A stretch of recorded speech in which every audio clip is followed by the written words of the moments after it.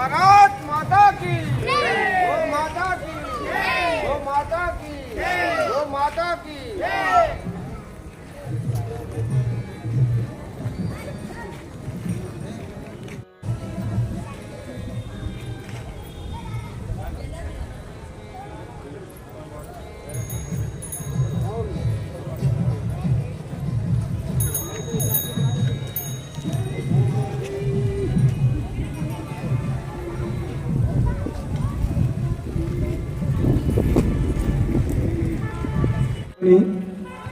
మీకు తెలియని విషయము, మేము చెప్పవలసిన విషయము ఇక్కడ అందరి సమక్షంలో చెప్తే కనీసం మేము ముగ్గురం చెప్పినటువంటి విషయాల్లో ఏ ఒక్క విషయాన్ని మీరు ఇంటి దాకా తీసుకెళ్ళి ఆచరించగలిగితే అది మన కుటుంబానికి, సమాజానికి, గ్రామానికి, దేశానికి పనికి వస్తుందని చెప్పేసి తపన తప్ప మిమ్మల్ని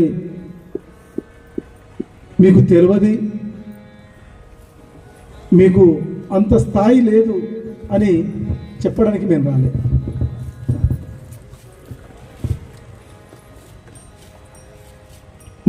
మన ఊర్లో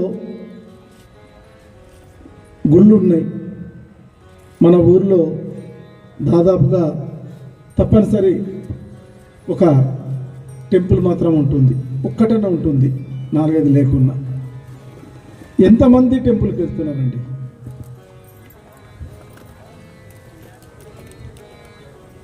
టెంపుల్కి వెళ్ళిన తర్వాత మనం ఏం చేస్తాం?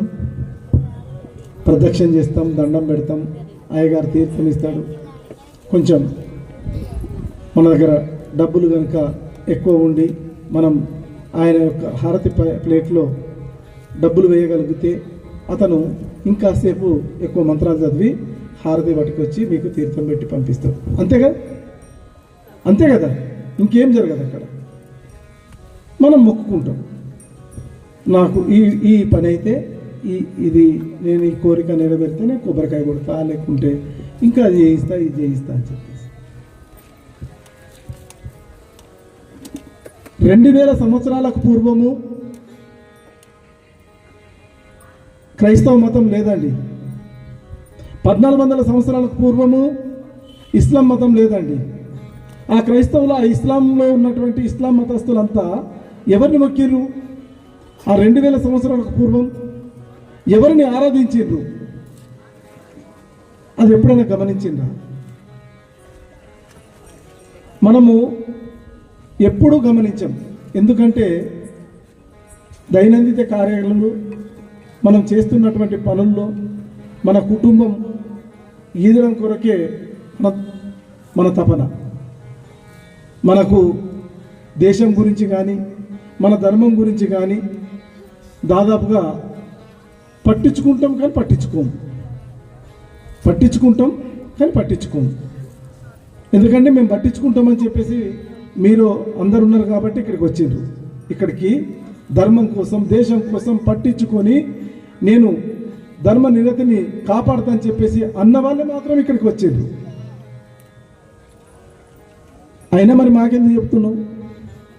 మీరు ఇంకొక 4 చెప్పండి అని చెప్తున్నాం అంతే.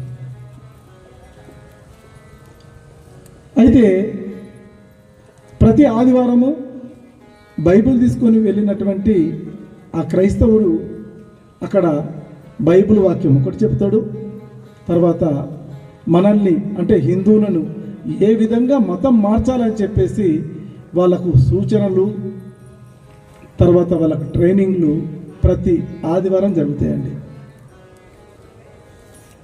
ఇకపోతే ప్రతి శుక్రవారం వాళ్ళ నమాజ్ చేసుకుంటారు, వాళ్ళ ఖురాన్ గురించి చెప్తారు, వాళ్ళకు ఉన్నటువంటి సిద్ధాంతాన్ని చెప్తారు, వాళ్ళకు ఉన్నటువంటి బాధ్యతలను చెప్తారు. సరే వచ్చేస్తారు. మన గుడికి వెళ్తే తీర్థము, ప్రసాదము తీసుకుంటాం, వెళ్ళేస్తాం. ఎప్పుడైనా మన ధర్మం గురించి, మన దేశం గురించి, మనం నడుచుకోవలసిన విషయం గురించి ఎప్పుడైనా ఏ అయ్యగారైనా చెప్పిండా? అయ్యగారు తొందరగా కానీ మేము పోవాలి. వేలకు వేలు ఖర్చు చేసుకొని తిరుపతి వెళ్తాం. వేలకు వేలు ఖర్చు చేసుకొని తిరుపతి వెళ్ళి ఆ తిరుపతిలో లైన్ నిలబడడం కొరకు మనము కష్టపడి 300 కానీ 600 కానీ 1000 కానీ విఐపి దర్శనం ఇంకా ఎక్కువైతే ఒక 5000 అయినా పర్వాలేదు విఐపి దర్శనం చేసుకొని మేము తొందరగా వెళ్ళిపోవాలి. అది క్షేత్రం అండి. దేవాలయాలు ఒక పవర్ఫుల్ ఉన్నటువంటి ఎనర్జీ క్షేత్రం. అది ఆ క్షేత్రంలో మీరు ఒక గంట సేపు ఉండి ఆయన యొక్క నామస్మరణాన్ని మీరు అక్కడ చేస్తూ ఉండండి, మీరు చూస్తూ ఉండండి, ఎంత ఆనందం ఉంటుంది. నేను ఇంత సింపుల్గా ఎందుకు చెప్తున్నా అంటే, ఏ దేవాలయానికి వెళ్ళినా ఏ యాత్ర చేసినా అక్కడ మీరు సమయాన్ని గడపండి. ఆ క్షేత్రంలో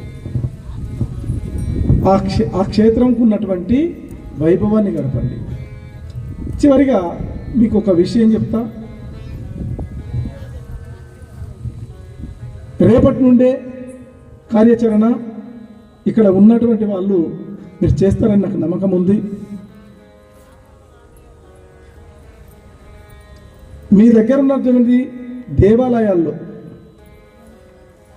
మీరు సత్సంగం ఏర్పాటు చేయండి. వెళ్తున్నామండి, మేము వెళ్తున్నాం. మీరు వెళ్తున్నది నిజమే, అక్కడికి ఇంకా వచ్చే వాళ్ళు కూడా నిజమే. మీ పిల్లలతో కుటుంబంతో వెళ్ళేందుకు ప్రయత్నం చేయండి. అక్కడ వెళ్ళడం వల్ల ఏం జరుగుతుందంటే ఆ కుటుంబము మన కుటుంబము మన పిల్లలు వాళ్ళ పిల్లలు కలిసి మాట్లాడుకుంటారు. ఇందాక పంచపరివర్తనలో కుటుంబ గురించి చెప్పినట్టు మనము ఐక్యతకు వస్తాం. ఆ సత్సంగంలో గంటనే ఉండండి. ఆ సత్సంగంలో దేశం గురించి ఆలోచించండి ఒక 10 minutes, మన ధర్మం గురించి ఆలోచించండి ఒక 10 minutes, ఆ తర్వాత మన గ్రామంలో ఉన్నటువంటి సమస్యల గురించి ఆలోచించండి, మనం ఏం చేస్తే బాగుంటుంది ఒక 10 minutes. తర్వాత నా హిందూ ధర్మం లోపల ఉన్నటువంటి నా సోదరులకు సోదరీమణులకు ఎప్పుడైనా ఎక్కడైనా ఆపద కలిగితే నేను ముందుంటా అని చెప్పేసి అక్కడ ఒక 10 minutes ఆలోచించండి. 40 నిమిషాలు అయిపోయింది, 20 నిమిషాలు ఉంటుంది పిల్లలు ఆడుకోవడానికి, దానికి దీనికి పాటలకు భజనలకు అయిపోతుంది. కేవలం గంట అండి. ఆ గంట లోపల మనము ఎంతో ఐక్యతను తీసుకుంటాం. ఇకపోతే నేను హిందువును, నేను చాలా గొప్ప వ్యక్తిని అంటారు. గోమాతను కటికలు తీసుకెళ్ళి కోయడానికి తీసుకెళ్తూ ఉంటే నివ్వెరపోయి చూస్తాడు. అడ్డగించండి, గోమాతను రక్షించండి. గోమాత రక్షణే దేశ రక్షణ అవుతుంది. గోమాత కనుక చంపబడితే ఆ దేశానికే ఆ గ్రామానికి కూడా అరిష్టమని చెప్పేసి చెప్తున్నాం. ఈ అవకాశాన్ని నాకు ఇచ్చిన హిందూ సమ్మేళన కార్యనిర్వహణ చేసినటువంటి మిత్రులకు ధన్యవాదాలు తెలుపుతూ నేను ముగిస్తున్నాను. జై శ్రీరామ్.